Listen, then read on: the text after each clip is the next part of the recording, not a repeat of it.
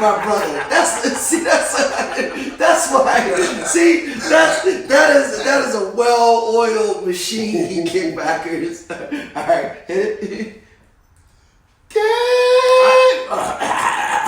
No, that was ugly. Let me redo it. Oh, let's run it back. Let's do that again. Okay, here we go. I forgot I was sick and shit. Yeah. All right, wait for my go. Go. Kick back, yes. What's the name of the show, JB? It's a pod named Kickback. A pod named Kickback. It's like a Tribe Called Quest. You say the whole thing. Welcome to a pod named Kickback, also known as the Black CNN, and the revolution will be televised. I'm No Breaks New, the righteous ratchet. If you throw it, I'll catch it. If you got it, I'll match it. Every Monday, we right back at it. I am the Black Savage. Hey, what's up, y'all? It's JB Frank. I'm that gangster geek representing the NWA. Nerds with Attitude. Happy Shmonday, everybody. Actually, happy Schmatter Day. So, since JB just told y'all, we all recorded a day early because we're going to watch the Super Bowl. Goddamn right. So we ain't doing the podcast tomorrow. Right. We're going to watch the damn Super Bowl. Right. Before we get into the Super Bowl, we got a pretty interesting show for y'all. Yes. We going to talk about the first book in the Marathon Book Club. Mm-hmm, mm-hmm. We got to talk about Terry Crews and Gabrielle Union. Mm-hmm. This goddamn coronavirus. Yeah, I mean, there wasn't a lot going on, but there was just big shit going on. Yeah. You know what I'm saying? So, we're not loaded up with topics, but each one of these might take a second or two. Lil Wayne new album, Yo Gotti new album. One more Right. time, Lil Wayne new album. Lil Wayne is back. Mm-hmm. First off, his interview on Drink Champs. I'll tell you a little bit about that. Mm-hmm. And of course, Super Bowl Sunday, our picks, how we think the game's gonna go. But first, we'll start with remembering Kobe Bryant. Of course. We kind of did an impromptu tribute show last week. Yes, we found out like a few hours Literally before the show. hours before the show. Yeah. Right. That he passed. Mm-hmm. We watched a lot of the tributes. I watched a lot of Kobe interviews Yep.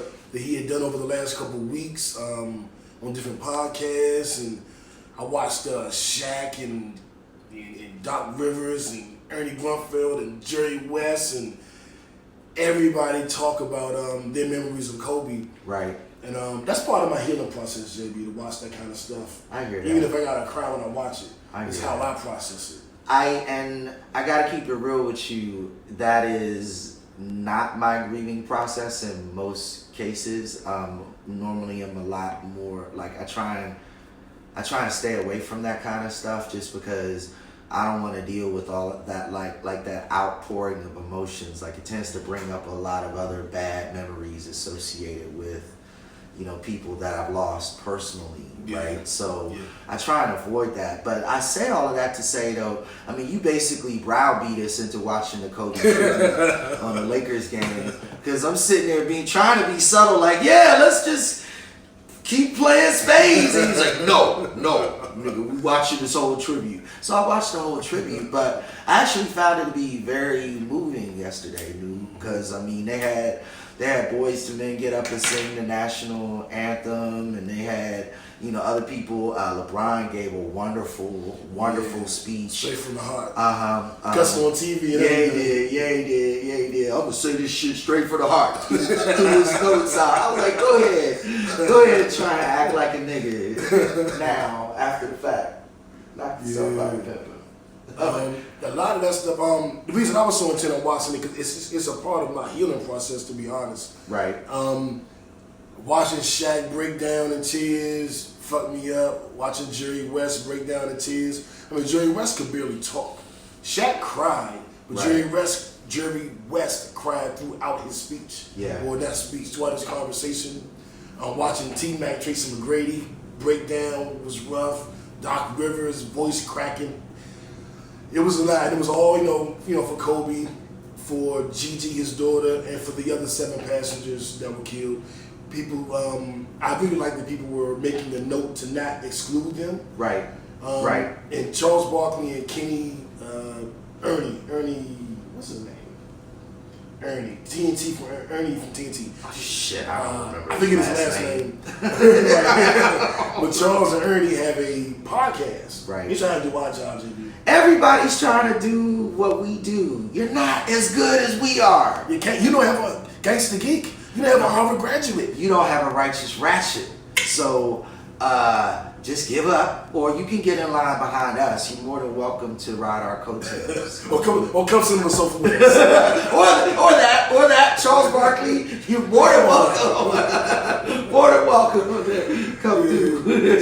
Shout out to them. Absolutely. But they had one of the husband of the female coach that was killed in a plane on there. And listening to him talk about how much he loved his wife and how they got together and how much she loved basketball and how much of a competitor she was.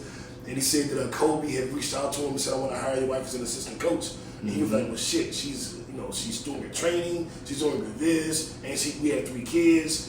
I don't know if she can fit it in. And he was like, well, she'll do it. I just basically give me your blessing and I'm gonna call her. Right. And he was like, yeah, call her. Right. And he said, Kobe basically said, how much are you making doing those other jobs? I'll double that. Come work with me. Let's get these girls, ready for basketball. And then the husband said that he was doing artwork and graphics, and he was working for Kobe. So at one point, him and his wife were both working for Kobe.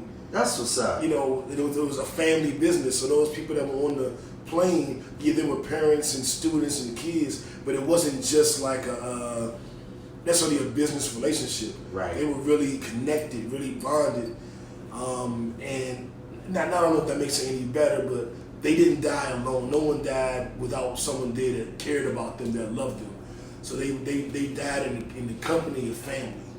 That is absolutely important and absolutely meaningful, and I'm sure it is of some comfort to Mrs. Bryant, to know that at least her people weren't alone, and I'm sure it's a little there is no avoiding the grief associated with this tragedy. Honestly, real talk, there is no lemonade you can make out of these lemons, for real. But at the same time, at least knowing that they passed amongst family and people who were close, people who they could look in the eye, hug, say that they loved them before that moment came, I think is a comfort. I think so too, JB. Good point. You brought up Vanessa Bryant. She released her first statement this week. First, she made her page public so people could look at all of the pictures that she has of Kobe, Gigi, the entire family. Yeah. She turned off the comments, but she did make it public so people could see. Right. And I thought that was very caring. And even with her statement, very touching statement, what I've noticed that a lot of people that know Kobe or knew Kobe more personally, of course we didn't know him, than the rest of us, but they understand how much we're grieving and how much we're mourning. And a lot of what they're saying is like to comfort the fans, to comfort the supporters. Absolutely. And I'm like, how strong are you? Like your main, I noticed that with Nipsey's mother too, when Nipsey died, these people who are so close to these iconic legends are worrying about us and making sure the fans and the kids and the adults that loved, their loved ones are doing better, are dealing with it, and are going through the steps to heal. And I'm like, damn.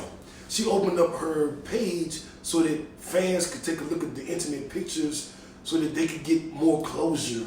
I'm like, wow.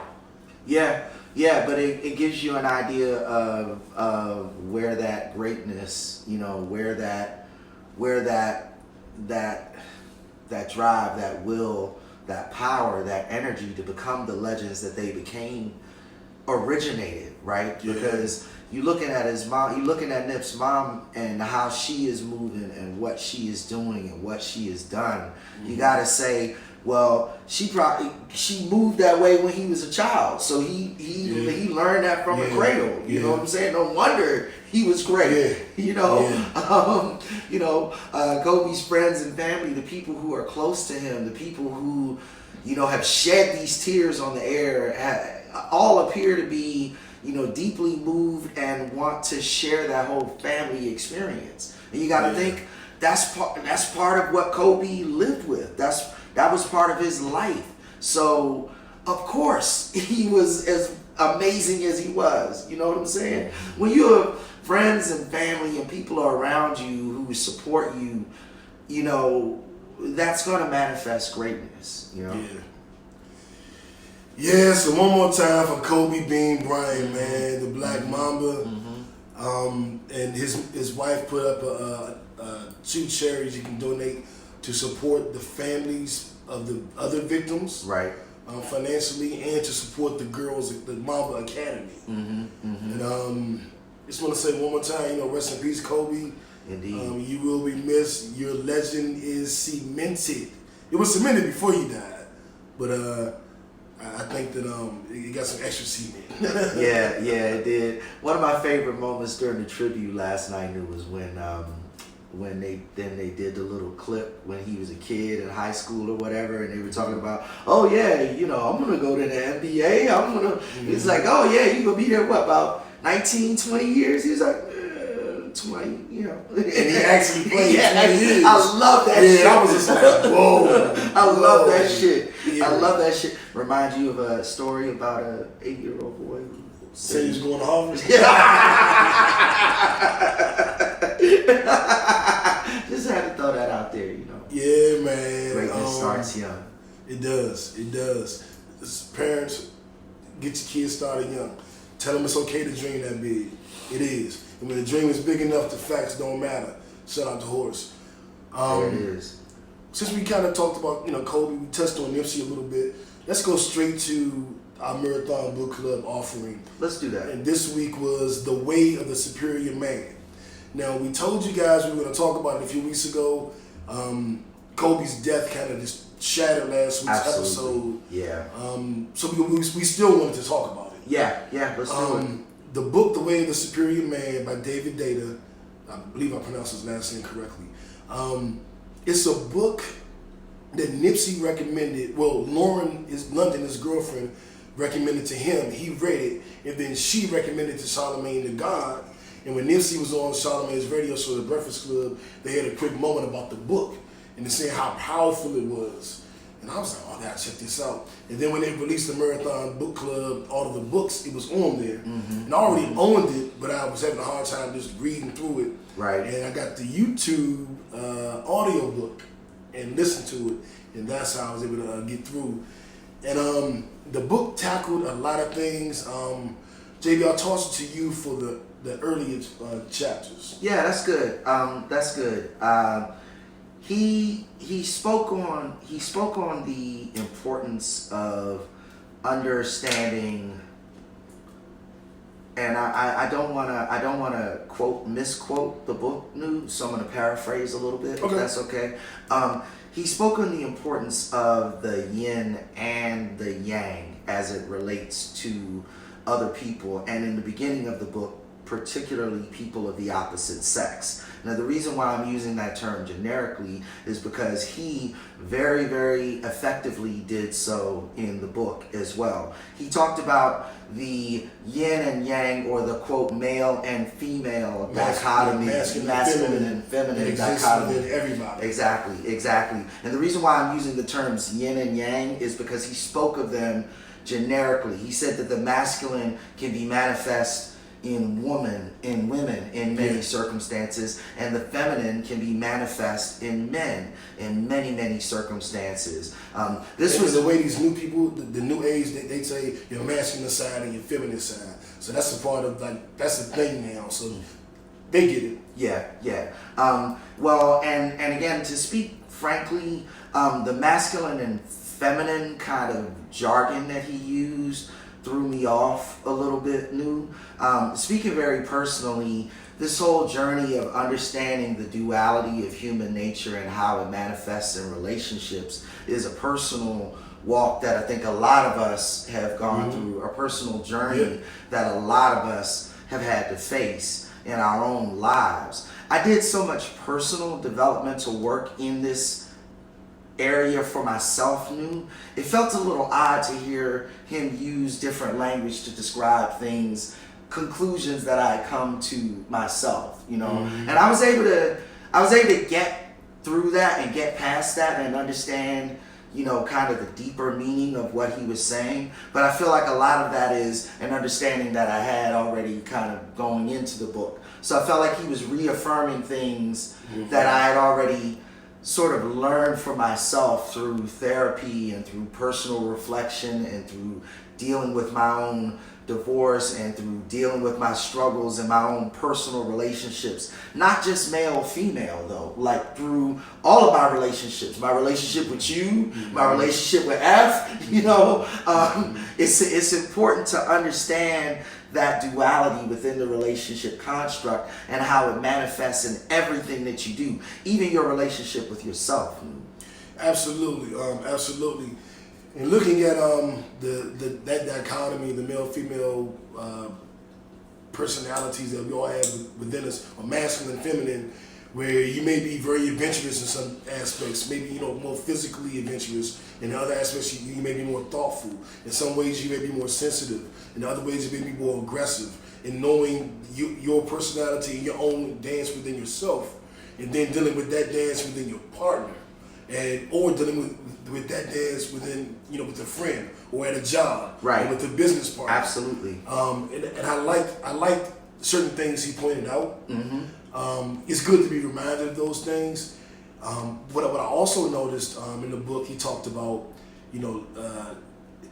he made reference to the point, JB, of how do I say this? You live your life in such a way that if you died tomorrow, you still be happy. Right. You'd be happy with that. Right. And it struck me because of Kobe. And I think that's how Kobe lived his life. And we can call it the Mamba mentality, but it's when you put your balls to the wall, you put it all on the table. And the book spoke about that. The book spoke about nurturing relationships. Mm-hmm. It spoke about not maybe begging someone to stay with you, and how your value and knowing your value. Yes. And how they need to know your value. Mm-hmm. And if a person doesn't know your value, then they don't have much value. Right. So you shouldn't even want that type of person. It just was a powerful book, and it kind of gave you the dance steps to have a successful hold down, if you will. That's a very good way of putting it. That's a very good way of putting it, because it's not really things that we. I got you coffee? Oh shit. I'm still getting over that shit from Okay. It's the remnants. Anyway, one of the other things, and we've talked a fair bit about this off the air, but one of the conclusions that we were able to draw together based on our assessments of the book and our own personal experiences is how you can turn that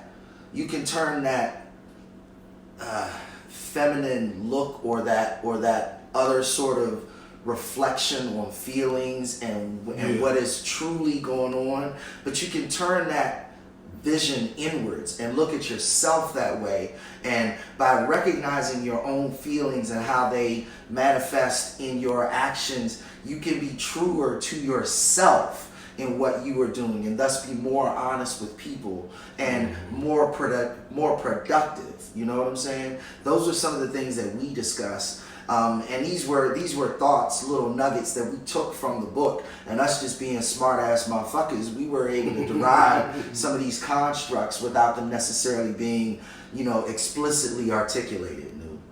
Yeah, even if you look at relationships, the way things are changing now between men and women, and we said that women are now becoming the men, and the men are becoming the women. It's more or less being more in touch with your masculine side and your feminine side, and how that dichotomy changed, and how the women are like, I want this, I want that, and I ain't having this, and I ain't having that, and the women are like upfront and direct, and I want some dick, and they are acting more like men, and sometimes in some instances the men are acting more like women, and I think it's really just being what side you're in touch with and where you're choosing to go with it.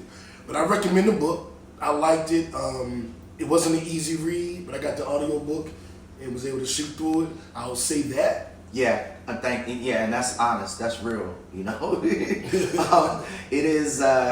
It does listen like an academic work sometimes. Just keep it 100. Just keep it 100 with the folk. But it's worth it though. Absolutely. Now, what the fuck story of the week is? Well, we ain't ain't got this shit, nigga. But the coronavirus, we got regular colds. But the coronavirus is out there, nigga. Be careful. It started in China. It's in New York. It's in New Jersey. This shit is out of control. It's another strain of a flu or some shit. I'm gonna let the Gangster Geek give y'all the medical breakdown. But it is not from the beer Corona, guys. So you can keep drinking your Coronas. Yes, to be clear, coronavirus is a term that they use for these types of viruses. They're a little more severe than a cold because they involve more of a respiratory infection than colds normally do, but it is a type of virus. And the articles read that everyone has had a coronavirus probably at least once in their lives, and you didn't know it was a coronavirus, you thought it was a really bad head cold or whatever.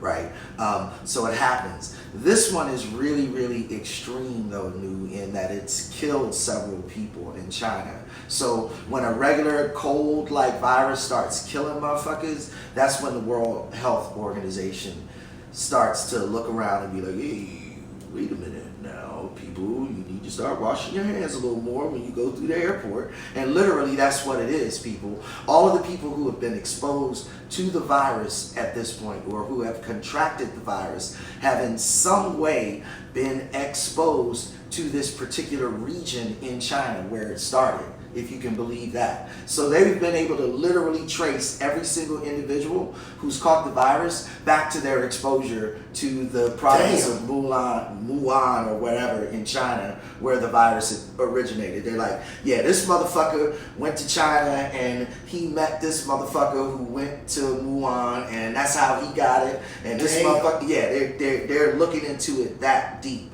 The World Health Organization, the president of the World Health Organization, has issued a worldwide health emergency. This doesn't mean that we all gotta wear masks and shit. Like I said, it just means that if and when you're traveling through airports, that's when you need to watch out. Keep your sanitizer handy. You know, cover your mouth. You know what I'm saying? And just be aware that, you know, you might be hanging around sick people when you go through an airport. You know, that's just what it is, people. We're not trying to start no orange alert here back in the 9/11 days, but be careful. That's, you know, be careful, Kickbacker. Yeah, for real. Mm-hmm. And I felt myself getting sick. I went and got some emergency, some soup, some orange juice. I wrapped myself up, long sleeve, pajama pants. And got in that bed and lay in that bed for about 2 days and sweated like you wouldn't believe, sweated everything out of me. And I was totally fine that following day. There you go. Can I geek out for just one more second? Go ahead.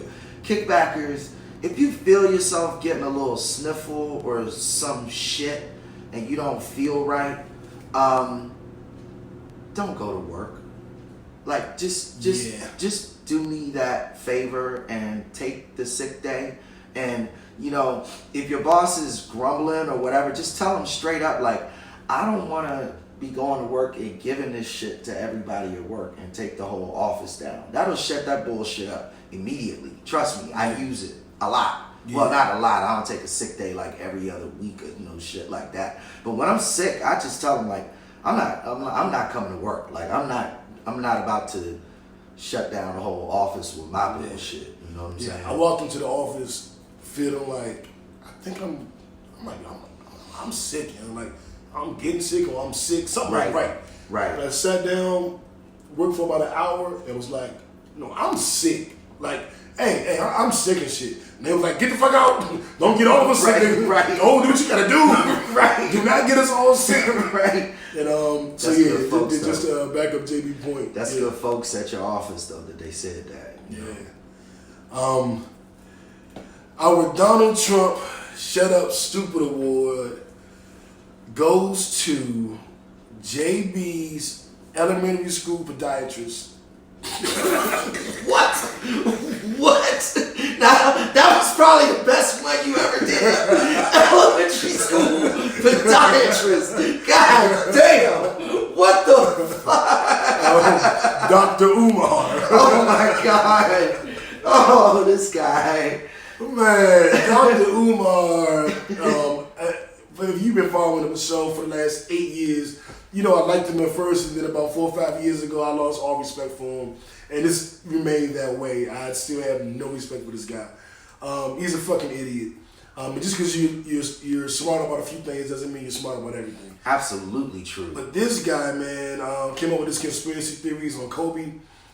I will say this, and this is noteworthy. Kobe Bryant was in a lawsuit with the pharmaceutical company over the name Black Mamba. It probably is possible that they could have wanted him killed and that they tried to kill him. That's not, you know, we've seen crazier things. But the fact that he spewed that out recklessly, showed footage of a helicopter crash that happened in the Middle East that wasn't even the same helicopter Kobe was in. It just, and all of his random factoids just make him unbearable to listen to, man. Yeah. It really sounded. You know how you got motherfuckers who you're talking to, and this tends to happen to me a lot. Me being a gangster geek, like I inadvertently use big words sometimes, and then I find myself in a conversation with a motherfucker who's gonna try to out big words. You know what I'm saying? And they start using big words and they don't know what the fuck they talking about, and you like, but you miss you. Okay, now I don't know what the fuck you talking about.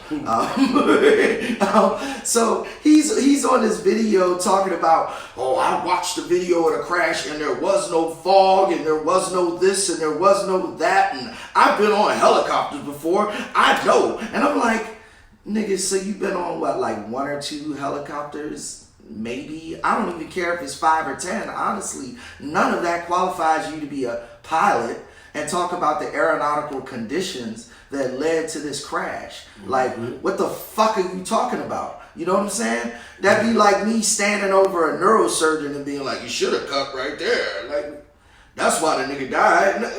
Right. Like, right. What? You're not qualified. Thank you. So just shut the fuck up. Yeah. Thank you.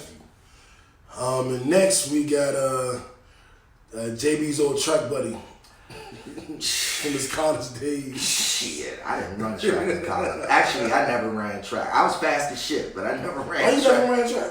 Because I couldn't stand running for no reason. And it used to always happen when I ran sprints, you know, because they do speed testing in football, right? So they would have me run a 40-yard dash by myself, and my time would be terrible.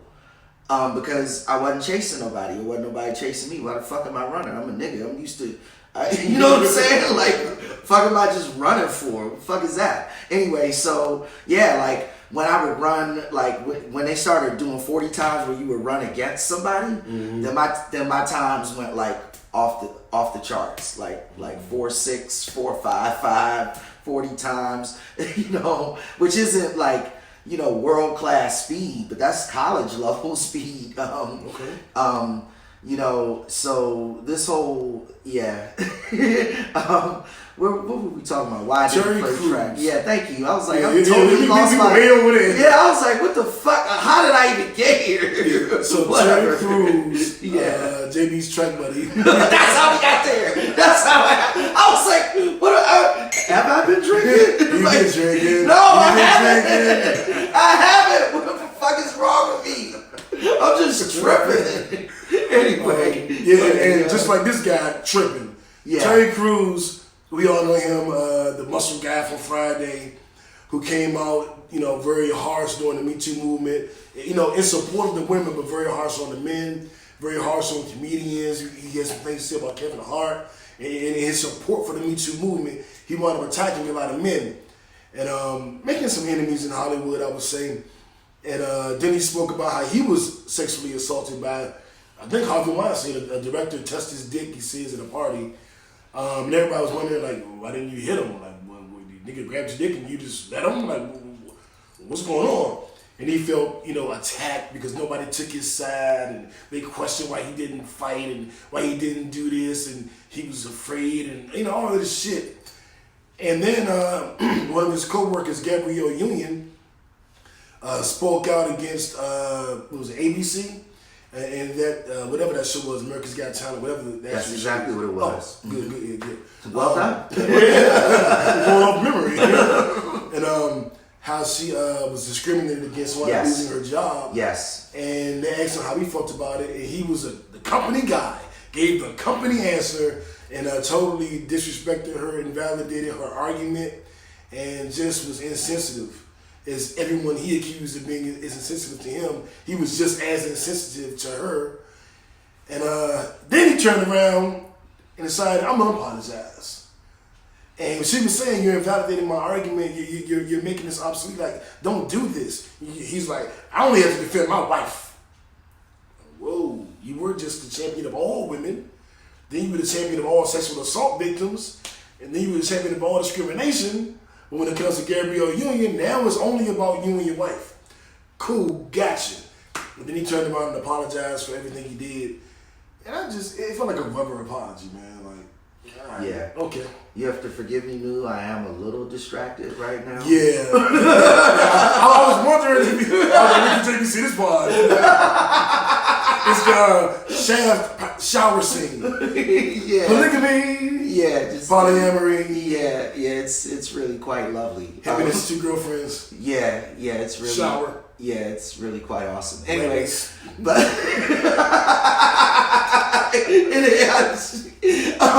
but the whole fucked up part about this new is that he did not have to do this, and that's what makes it so stupid. He could have delivered a politically correct, supportive answer, in support of his colleague, and just left it at that. You know what I'm saying? I agree. Kept it moving. He went on all of this other bullshit that just didn't really make any sense at all. So you look weaker now. Anyway, I don't know. I always thought it was some kind of E about that boy. Anyway, It was some kind of what? Some kind of E about that boy. Sorry, that's an old Looney Tunes reference. Foghorn Leghorn. Anyway, like I said, I'm the geek. Let's say boy. Right. You know who I'm talking about? Yeah, I'm fucking Foghorn Leghorn. He used to always turn to the camera and be saying, like, nice boy, but it's dumber than a bag of rocks. Is that on Disney Plus?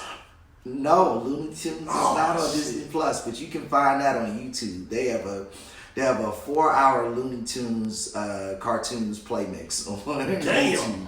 Yeah, Okay. It's dope. It's dope. Okay. Some other things that are dope is our recipients of the Nipsey Hussle Volunteer Award. Yeah. We're gonna give them their flowers while they can smell them. Goddamn right. Starting off with my old trap buddy. Oh, so that you get the okay. So he gets the you see what happens, right? Kickbackers. You see that shit? You saw that shit. You saw how he gets the Nipsey Hussle Award winners. I get the motherfucking Orange 5, pink jacket and no button up wearing. I was just going in order. Age before beauty. I was going in order. Speaking of beauty, goddamn. Anyway. Yeah. Anyway. Yeah. Anyway, so yeah, our boy 50 Cent received his Hollywood star on the Hollywood Walk of Fame. There it is. Yes. Much deserved, man. Absolutely. You think of the movies he's done, the albums he's Absolutely. done, his cultural influence, and his TV shows. Absolutely. Power being one. Yeah. He deserves it, man. Yeah, I mean, we're talking about arguably somebody who will make the rock. Is he in the rock and roll? Not yet. Yeah, But he'll make the Rock and Roll Hall of Fame easy. So there's that. Then you've got the TV shows he did before he jumped in the movies, and then you've got all of the stuff that he's produced, executive produced after that, becoming a media mogul. Like, how do you better define somebody who deserves a star? I mean, You don't. Even with his website, thisis50.com, it was like a social media, entertainment news website before that was the thing. Right. When we didn't know that was going to be a thing, he Right. just did it. Right. And then everybody else was doing it, like, oh shit, 50 was ahead of the curve on this. When it came to getting into the movies, Eminem did one movie on his life. 50 was in the movies with Robert De Niro and Al Pacino at the same time. Right. Like, he was in great movies. Yes, he and, was. Remember that one movie he did where he had to lose all that weight and he's all skinny, and that picture came out and everybody thought he was dying, but he did that shit for a role. He didn't win no award for it. But he lost all that damn weight, looked like a skinny shell of himself for a role with show dedication. And then Power, his TV show Power, has been the most talked about show the last 5-6 years. Easy. I mean, and this whole Who Shot Ghost thing they got going on now, the finale won't be on tomorrow. It'll be on next week, the Sunday after the Super Bowl. Yeah. You got to think about the shows that Power was, the black shows in particular that Power was competing with when it was on the air too. Yeah. Empire, Scandal for you know, and all of that shit. But like you said, Power is the one. You know, I don't hear nobody talking about those other shows anymore. Nope. They talking about Power. Right. That's he has a new show, Locked Up, I think, that comes out on ABC next week. And he's doing the BMF show, you know, Black Mafia Family, the big Atlanta drug cartel. Yep. He's doing their story. And there's a Power book too. It's called Ghost. I don't know why, but it says it takes place 48 hours after Power ends. Right. So it's the same universe, the same time, you know, just 2 days later. So I don't know but Mary J. Blige and Method Man are starring in it. Wow. So I don't know what angle it's going to take. Wow. But it's supposed to be the continuation of this story. Yeah, but Mary J. Blige and Method Man have got to be coming in as motherfuckers that would be, if not Ghost age, like a little bit older than, or a lot older than Ghost, actually. Yeah. So how would that fall? Like, how are they going to fit them into the story timeline? Are they going to be like old crewmates or old mentors or something? Like, no idea. I have no idea where this is going, because I was always told it was going to be a prequel to when they were kids. But then 50 says it takes place 2 days later, so it's modern time. Well, it still could be. What the hell? It still could technically have prequel elements and still take place afterwards if they employ flashbacks. Yeah, that's you true. See what I'm saying? That's true. Actually, Okay. the moment you said that was the immediate thought that came to mind. You had mentioned it, I think, on our last show, and I didn't get a chance to bring that up. But I was thinking, like, it could be a sequel and a prequel if they employ flashbacks. You know? Damn. And their storytelling's gotten really, really well with how they're doing these, retelling the story of Who Shot Ghost from everybody's individual angle. Like, they're doing, I'm impressed by this shit. Well, that also leads evidentiary into like them employing flashbacks in this, you know, in this next thing, because I was that's thinking that too essentially about what this they're shit, doing. evidentiary. I was saying the same thing. Leave me alone. Leave me That's what I was alone. saying. You always do that shit to me whenever I pop out one of the big words. You're like, yeah, it was mellifluous. That's just what I was thinking. No, it wasn't, nigga. I know you know what the word means, but I know you wasn't thinking it. That's the fun part about my co-host, Young. Every time I drop a big word, 95% of the time he knows exactly what the word is. He would just never use it in a sentence. And that's the dance. Yeah. Let's see. So JB, I'll give you one. One of the Nipsey Hussle Award winners. Oh Lord. One of the guys JB used to babysit when he was raising money for his telescope was Andrew Berry. I'm okay with that one, actually. Though. I actually did own a telescope, so I'm okay. I'm okay with that. So Andrew Berry has become the youngest. Myself too. Anyway, go ahead. The youngest general manager of a NFL team, the Cleveland Cavaliers. Yes. He is an African American. Yes. And he is a person who's in a position of power. Yes. He's a decision maker. Goddamn right. You were mentioning off the air earlier, knew how maybe we've got like 2 of these now in the NFL. He's a young phenom though, 32 years old, right? He was the VP of football operations, like an AVP, which is an associate VP, like an under VP at Cleveland before. Left Cleveland, became the VP of football operations somewhere. Forgive me, kickbackers. I lost that team. I forgot what it was. But now he's being hired back by the Browns. So this is like his third promotion in a row, and I want to say the last 3 years, which is pretty fucking amazing. That's pretty amazing too. But so this is just dope. I look at him like a Theo Epstein. Now, Theo Epstein was the GM for the Red Sox. He was hired at the age of 28, and then he got the Red Sox 2 World Series, 2004 and 2007. Nice. And then he was promoted to the president of baseball operations at the Chicago Cubs, and then the Chicago Cubs proceeded to win a chip. So I'm hoping that Mr. Berry's career follows the trajectory that Theo Epstein's did. Young phenom, just a brilliant football mind. I wish him everything and all the success in the world, dude. And I want to see the Browns do something too, yeah. Hell yeah, they have the talent. They Yes. just need the direction. Absolutely. And hopefully he can provide it, and then he can make decisions. Like there are two coordinators in the NFL Super Bowl. The offensive coordinator for the Chiefs, who had the number 1 offense, is black. Yes. The defensive coordinator for the 49ers, who have the best defense, is black. Yes. So the two best teams have coordinators that feature their strength that are African American, and neither one of them got a head coaching job. Maybe he can change that. I think he will. I think he should take their offensive mind, bring him to Cleveland with their quarterback. Baker Mayfield. Baker Mayfield. Yes, and Odell Beckham, and They Nick got a Chubb. decent- yeah, I was about to say they got a running back, too. What was the other one? They got 2 running backs. Nick Chubb. The man that was suspended from the for the Kareem Chiefs. Hunt. Kareem Hunt. Yes. And Landry, a receiver. They have offensive weapons. Yes, they do. That can rival Kansas City's. Yes. Get Yes, that they guy over there. Yes. Andrew Berry. How about that? How about that? That little razzle dazzle. Yeah, man. And that's the AFC, so don't bother my Cowboys or your Redskins. So have at it. Yeah, you got Hey, that man. right. We'll see you in the Super Bowl, my nigga. Well, since we're here at the Super Bowl, they're not going to be there this year. But we did just mention who will be there. The Kansas City Chiefs and the San Francisco 49ers. What are your thoughts on this game, JB?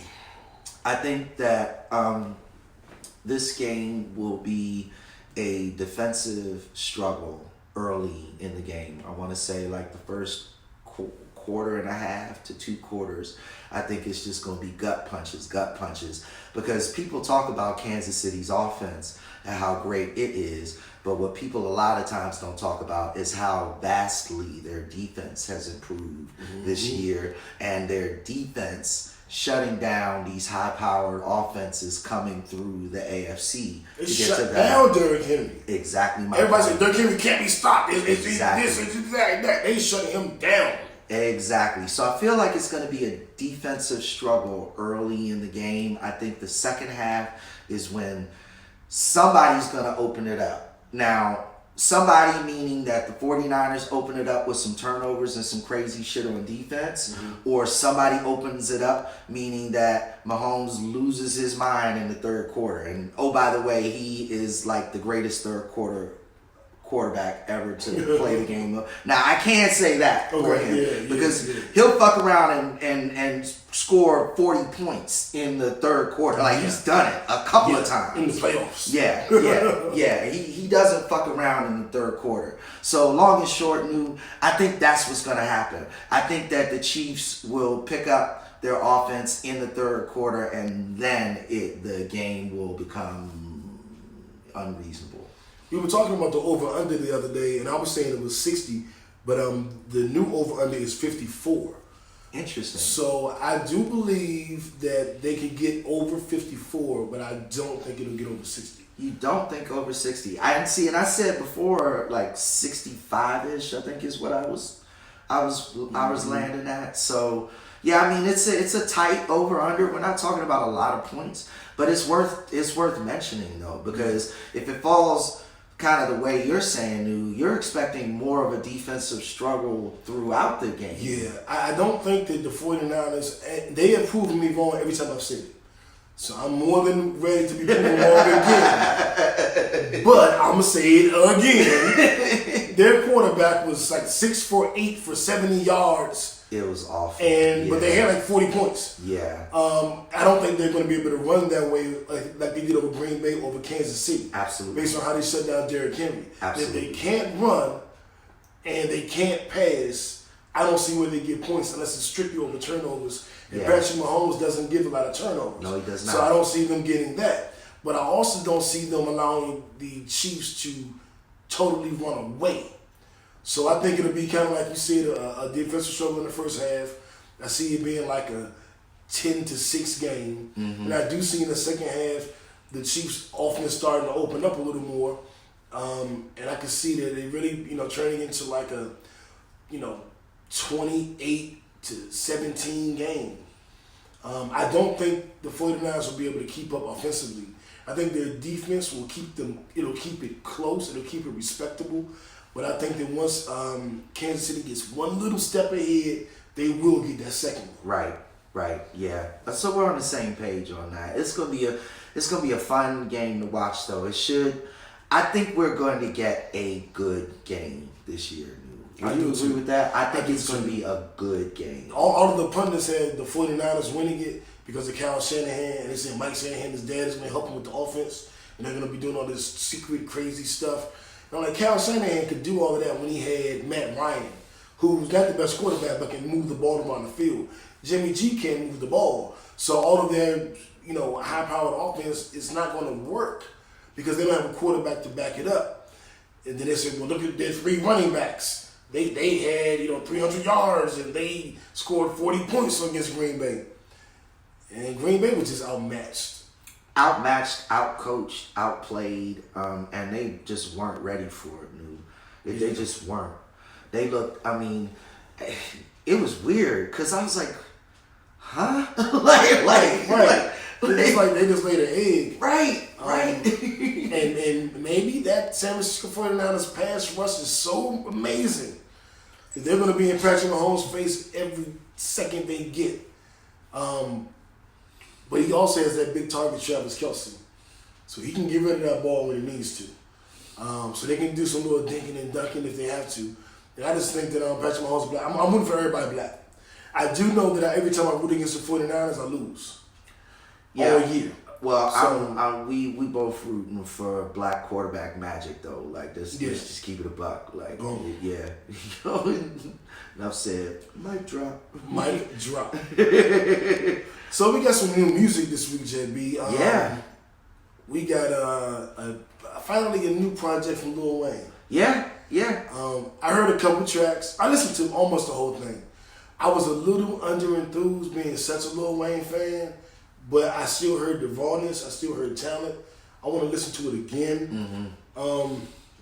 Was it the beats that was throwing you off, or the production, or the beats? Yeah, I didn't like all the beats, and it felt uninspired. But I feel like I should listen to it again after hearing his interview on Drink Champs. It kind of gave me okay, I'm gonna listen again. Because no artist is gonna say they feel bad about the album. Right. But he felt particularly good. Better than I thought he should have. So let me listen again. But it was rough, JB, because Yo Gotti dropped. And I fucking loved Yo Gotti. That John is CD. tight though. That John is tight. We were listening to some of it yesterday. Good shit, man. Really. It was hard to get back to Wayne and really dive in. There's like 20-something songs. It was a long project, and it took a minute to kick in. And I don't know if I heard a standout. And I'm just like, but I don't want to kill Wayne right now. So I want to listen to it again and give a more informed view next week. Because Lil Wayne is one of my favorites. So I'm a fan.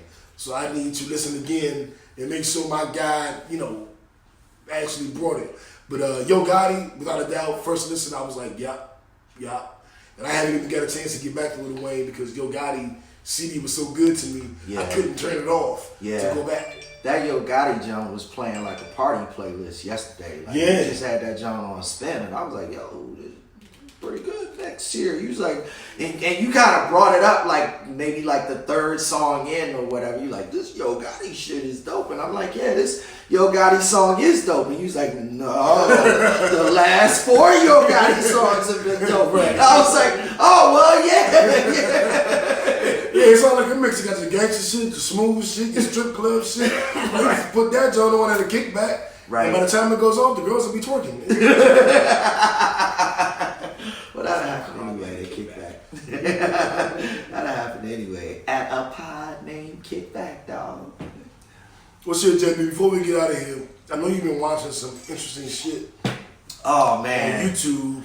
So we're going to let you geek out Hey. and see if I can follow you on this dark, twisted path. It will be a dark, twisted path, indeed.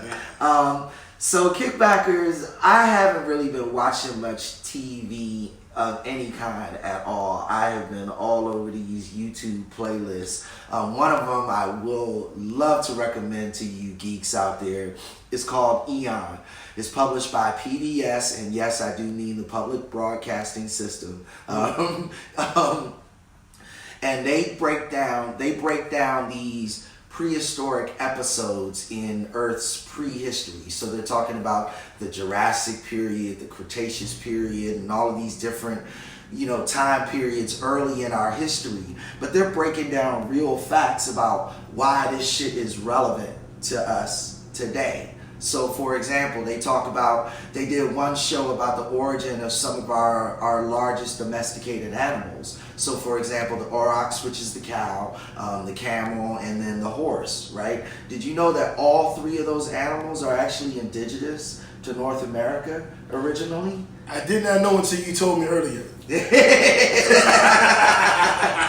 Yeah, so you think about camels being, native to Arabia, and horses being a native to Asia, and cattle being native to the Mesopotamian area. And what they said was that all of those animals actually migrated to that area from what used to be North America. So you get interesting little factoids like that.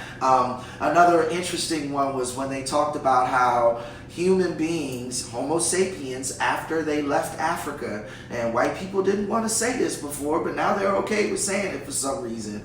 But yes, they did in fact interbreed with Neanderthals and Homo erectus and all of those non-Homo sapiens species when they migrated out of Africa. So Caucasus Mountains and shit. Yeah, yes. So technically, and again, this isn't a judgment, it's just a fact, but technically, people of non-purely African descent have genes in their blood, have things in their blood that are not Homo sapiens. It's just a fact. And I used to talk about that all the time, is why they called themselves mankind. Mm-hmm. I used to always wonder, like, why do they say mankind? One giant step for man, and one, giant step for mankind. What the fuck is mankind? And I was like, oh, because you kind of like a man.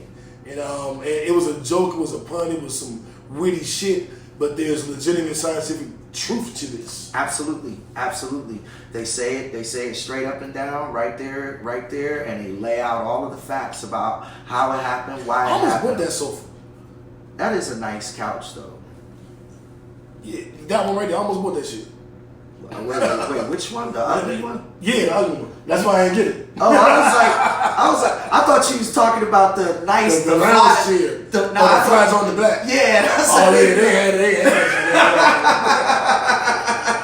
I was like, wait, the Paisley motherfucking one, nigga. Christian says she loves PBS. That's what hey, yeah, I do too. You know who else loves, when they not PBS, but these channels, these documentaries? Another gangster geek I discovered this week. Lil Wayne. Yeah, Weezy is a geek. I love it. I'm watching Drink Champs with Lil Wayne, and he like, yo, doing it like, what you watch, Weezy? He like, oh, you know what I be watching? This series called World War II in Color, where they have, actual cameramen from the war that were in the trenches on the battlefield, just videotaping shit. They then put it into color so you can see it clearer, and it shows you real live footage of the war. The real soldiers on the line, shit get blow up right in front of you. You see it right in front of the camera. people dying, you see it. And I was like, this sounds like some JB shit. And I told JB, and JB was like, well, actually, it's my favorite show. See, I was watching it yesterday. I was like, oh shit. Yep. He said World War II in color and my eyes lit up. I was like, oh shit, that's what I downloaded that show. I own that motherfucker. And then I went off on my geek show. Like, there's World War I in color, World War II in color, Apocalypse Stalin, Apocalypse Mao Zedong, Apocalypse Hitler, and then I went on this long diatribe, and I will try and shorten it for you kickbackers. But the long and short of it is, kickbackers, you want to watch these shows about World War II. You want to understand what happened with Hitler and Mussolini and how they were able to gain power and keep power for decades, because it is happening right now. I'm going to say that again just so that you understand. The apotheosis of Hitler, the rise of power for Stalin, for Mussolini in World War II is literally being reflected live and in living color in what is happening in the American government right now. Okay? And if you need me to lay out the facts, I will be happy to do so on a rant on Patreon for y'all to check that out. We can delve into details. You can ask me detailed questions. Again, if you want to really hear me geek out on something, get me talking about World War I and World War II, because I study that shit a lot because I'm scared of shit of Trump. I know Kristen gonna be there. She go, oh shit, I love World War II in color. Hey, my geeks out there. And then she sent a whole paragraph. Yeah, she's definitely a geek. It's so good. They break down. They break down the war in the most simple terms and with the best timelines and unbiased delivery. It's so good. All right, Kristen. So I'm gonna watch it. I see this on Netflix. So I'm gonna check it out because Kristen said so, JB said so, and Lil Wayne said so. What the fuck Lil Wayne doing watching this shit? He's a gangster geek. Yo. Think about his lyrics, though. Think about how cerebral a lot of his lyrics are. Though. Yeah. He's always been a geek, yo. Yeah. Yeah. And you know what he said? He said he was talking about being the blood and all that stuff and how doing all the things street shit. And he was like, well, my favorite rapper was Missy. So I wanted to rap BB and all metaphors, but Stunner wasn't having that shit. Like Stunner was like the biggest street nigga in my neighborhood, well not even in the same neighborhood, in their little town. Right. The award. So he was like, we got my Stunner, I'm trying to use and I rap better than He-Man, and I do. And Stunner be like, then he be like, I got my chopper. And Stunner be like, yeah, do that shit. And so he was like, none of them niggas was really gangsters, but and I thought that was interesting that he admitted that and said that. But he was like, but Stunner was like the biggest gangster in the world. So it was like, he wanted us to only rap about the shit that he went through. So we were all pretty much rapping his life. And we had a problem with doing it, because if anybody was like, y'all niggas ain't really do that shit, and they'd be like, Stunner be like, they're like, what? Right. You ain't do what? Right. Oh, okay. So he was like, I was 10 years old when I got with the niggas, and I was a 10-year-old gangster, because I was with the gangsters. Right. I was with the goons. Right.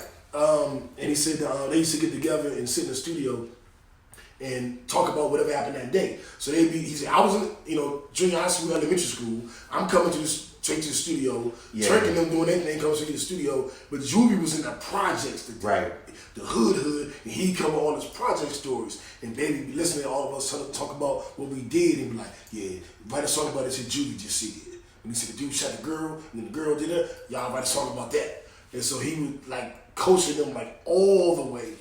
And he said that's kind of when his style changed. When he started doing the mixtapes, he could just do his little freestyles and metaphors, and nobody really said shit. When it came album time, he had to do the shit that Baby said. And until he got to the point where he could do his own thing. Right. And that's when he really took off, when he stopped being so gangster, and just started trying to be Jay-Z or Nas and be lyrical. Right. So watch that on Drink Champ Show. That was a really, really good interview. It sounds like an interview. It sounds really interesting. Kristen said, let's go, JB. She ready for the Gangsta Geek segment. So, Patreon, we want to tell you guys, thank you for all the support.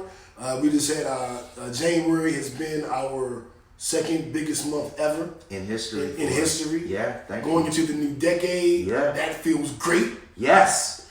And it wasn't all based on our new episodes. You guys are going back and watching some of the old episodes Absolutely. and listening to the old episodes. So I want you guys that are hearing this now, let us know what some of your favorite old episodes. That's a great idea. That's a Like, great you know, idea. Was it, when Ashanti wished me happy birthday? You know what I'm saying? Was it one of JB birthday shows? Was it the show when I came back and had my ankle broke and I was sitting up like this doing the podcast? Was it one of the episodes back at JBO's spot? Yeah. Let us know what your favorite episode was since y'all are listening to the old episodes now. Yeah, A yeah. lot, apparently. Yeah. We got a lot of guests lined up for you next few weeks. I'm not going to tell you. We got some reality show stars. We have some other podcasters. We have some podcasters you really, really love and admire that are really, really big and, make $250,000 a year. And we have a couple of surprises as well. You can sign up for our Patreon at patreon.com/APodNameKickback. You can follow us on Instagram, Twitter, YouTube, Christian Mingle, and Black Men and Like Women at A Pod Named Kickback. Let's go. Let's go. Let's like and subscribe. Let's get with that drive time playlist. You know what I'm saying? Like, just put us on in the morning on your way to work, right? And you Every can Monday. there you go. And you can keep rocking with us all day. Keep the head, you know how y'all slick niggas do the headphone in when you listen to YouTube and shit and you working at the same time. You know, and you laugh for no reason and people want to know what the fuck you laughing at. You can go ahead and do that shit with us too. Just listen to us all day. You'll like it. Something that fucked me up, and I hope we had this effect with everybody at some point. After Kobe died, I was like fucked up with it, so I had to see Shaq talk. I wanted to see what Shaq had to say. And I also wanted to listen to the Joe Budden podcast, because they kind of got me through the Nipsey shit. And their episode that was supposed to come out on Wednesday, it's normally up like when ours is up, 5, 6 in the morning. But it didn't come out until like 10. So at about 7, 8, when I was waking up and it wasn't out, I was like, damn. I was really looking forward to Joe Budden and them walking me through this Kobe death. And they weren't there. And I felt the way, like, damn, I really was looking forward to this Wednesday to hear their thoughts and kind of grieve with them. Right. And it came out late, but it came out. And I was very happy it came out. And I was like, damn, that's dope. If people struggling with the Kobe thing and they want to hear us talk about it to help them get through it.